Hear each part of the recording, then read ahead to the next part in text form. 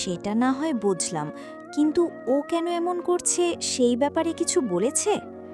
অলি কিছুক্ষণ ভেবে বলল, সে ঠিক কী বলেছে আমি পুরোটা বলতে পারবো না, কারণ তাকে আমি সামনাসামনি দেখিনি।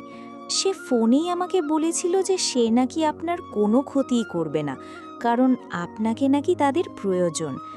সে চাইছিল আমি যেন ডিভোর্স পেপারে সাইন করে বাচ্চাটাকে অ্যাবর্শন করে ফেলি।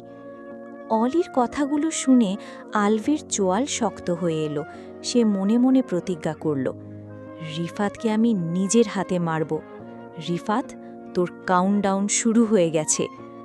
অলি কিছুক্ষণ চুপ থেকে বলে ওঠে, এইসবের পেছনে শুধু রিফাত নয়, আরও একজন আছে, আমি তাকে চিনতে পারিনি।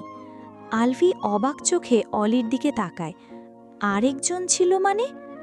অলি একটা শুষ্ক ঢোক গিলে বলল, আমি ডিভোর্স পেপারে সাইন না করতে চাইলে রিফাত আমাকে মেরে ফেলার অর্ডার দেয়, কিন্তু সেই লোকটা রিফাতের থেকে ফোন নিয়ে গিয়ে রিফাতকে বলে যে আমি ডিভোর্স পেপারে সাইন না করা পর্যন্ত যেন আমাকে না মারে।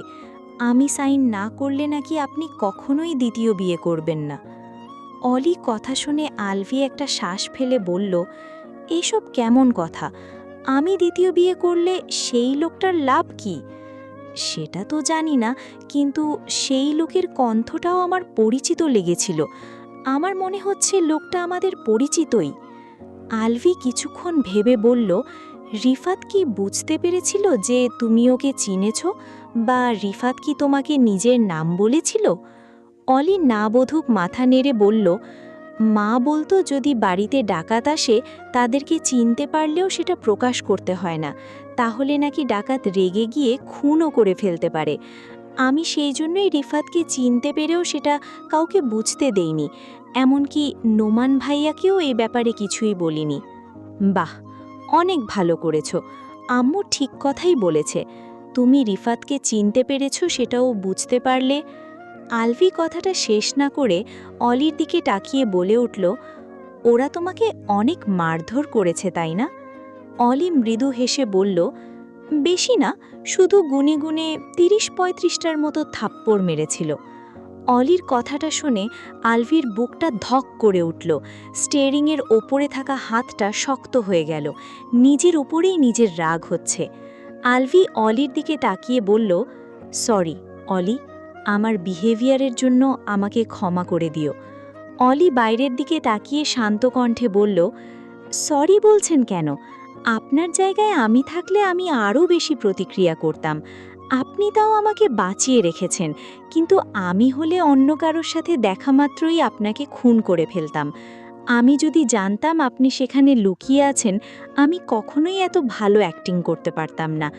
আমি এখনও ভেবে পাই না যে নোমান ভাইয়াকে আই লাভ ইউ বলতে দেখেও আপনি আমাকে জীবিত রেখে চলে আসলেন কিভাবে? আলভি অলের দিকে তাকিয়ে বলল, আমি কিভাবে তোমাকে কিছু বলতাম? আমি যেখানে নিজেই তোমার কাছে অপরাধী, সেখানে তোমার অপরাধের জন্য কিভাবে শাস্তি দেব আমি?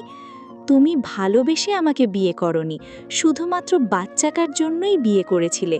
সেটা জানার পরেও কিভাবে তোমাকে নিজের কাছে আটকে রাখতাম? আমি যে সব সময় তোমাকে সুখী দেখতে চাই, তাতে তুমি যদি অন্য কারোর সাথে সুখী থাকো সেটাও চলবে। অলি আলভির দিকে না তাকিয়েই বলল, আমার সুখ তো আমার বাবু আর তার বাবার মাঝে আছে। আমি হয়তো আপনাকে ভালোবাসি না, তবে আপনি তো আমাকে ভালোবাসেন। আপনি চাইলে আমি আপনার সাথেই সুখে থাকব, তবে সেটার জন্য আপনাকে আমার বাবুর বাবা হতে হবে। বিশ্বাস করতে হবে যে সে আপনার সন্তান, একজন বাবার মতোই ভালোবাসতে হবে। তবে সেই জন্য আমি প্রমাণ দিতে পারবো না যে সে আপনার সন্তান, কারণ সেটা আমার আর আমার বাবু দুজনের জন্যই লজ্জাজনক। আলভি ভ্রু কুঁচকে বলে উঠল, তুমি এভাবে কথা কিভাবে বলো? তোমার বয়স তো ১৫ বছর, কিন্তু মাত্রই মনে হলো তোমার বয়স ২৫ বছর। অলি একটা শুষ্ক ঢোক গিলে বলল, আমি জানি না, তবে আমার পরিস্থিতিটাই এরকম যে আমি ২৫ বছরের নারীদের মতো সব কিছু অনুভব করতে পারছি। হয়তো পরিস্থিতিই আমাকে এইসব কথাগুলো শিখিয়ে দিচ্ছে। তবে আপনি মূল কথা থেকে সরে যাচ্ছেন। আলভি হঠাৎ করেই অলিকে নিজের কাছে টেনে নিল। অলির মুখটা উঁচু করে অলির চোখের দিকে তাকালো। অলি চোখ সরিয়ে নিতে চাইলে আলভি বিরক্তিসূচক শব্দ উচ্চারণ করে বলল, আমার দিকে তাকাও, একটা প্রশ্ন করব।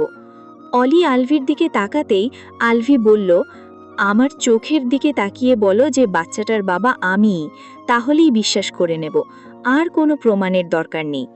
অলি একটা শুষ্ক ঢোক গিলে আলভির চোখে চোখ রেখেই বলল, আমার গর্ভে থাকা বাবুর বাবা আপনিই।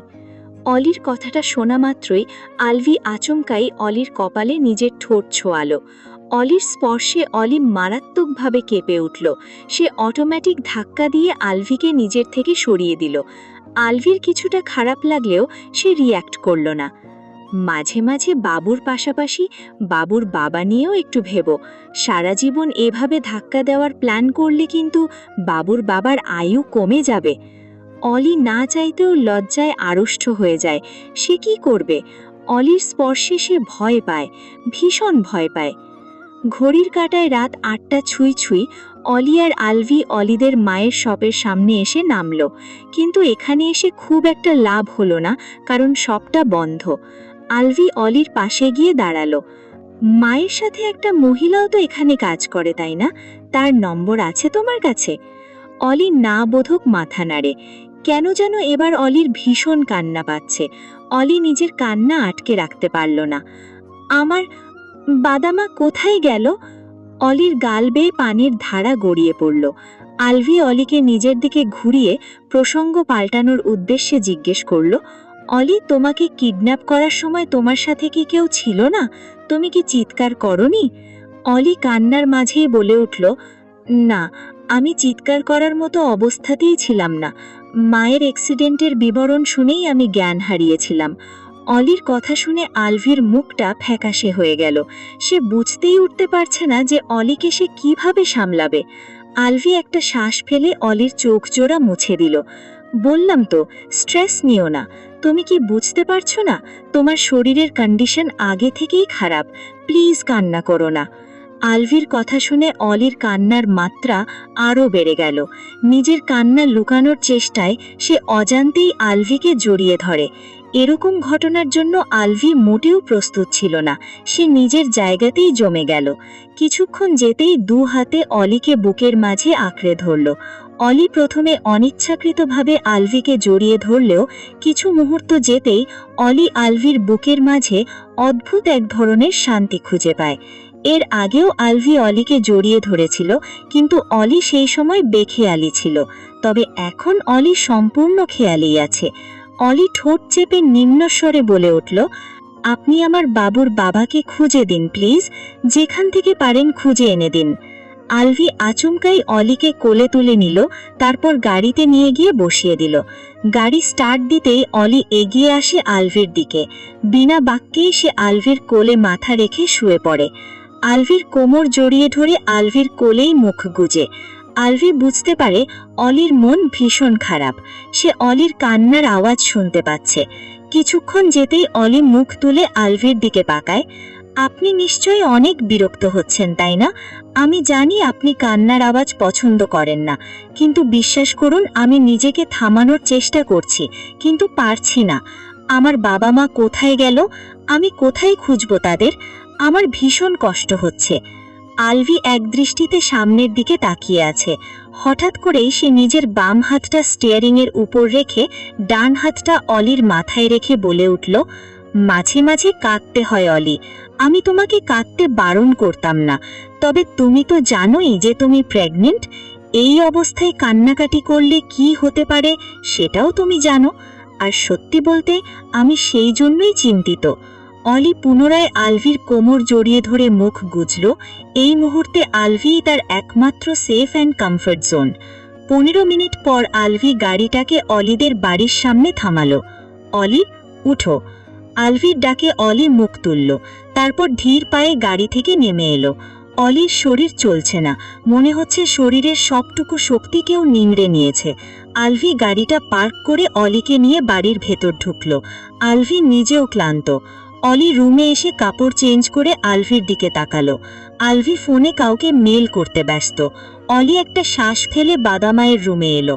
তারপর সেখান থেকে লিয়াকত হোসেনের একটা পাঞ্জাবি আর পায়জামা বের করে নিজের রুমে এসে আলভির দিকে এগিয়ে দিল। কাপড়গুলো দেখে আলভি অলির দিকে জিজ্ঞাসু দৃষ্টিতে তাকালো। আপনি এগুলো পরে নিন, স্যুটকোট পরে আর কতক্ষণ থাকবেন? আলভি মাথা নেড়ে অলির হাত থেকে কাপড়গুলো নিয়ে ওয়াশরুমে চলে যায়। 10 মিনিট যেতেই আলভি ওয়াশরুম থেকে বের হলো। আলভি বের হতেই অলি তার দিকে একটা তোয়ালে এগিয়ে দিল। আলভি কিছু সময় অলির দিকে তাকিয়ে থেকে তোয়ালেটা নিয়ে নিজের মুখ মুছতে লাগলো।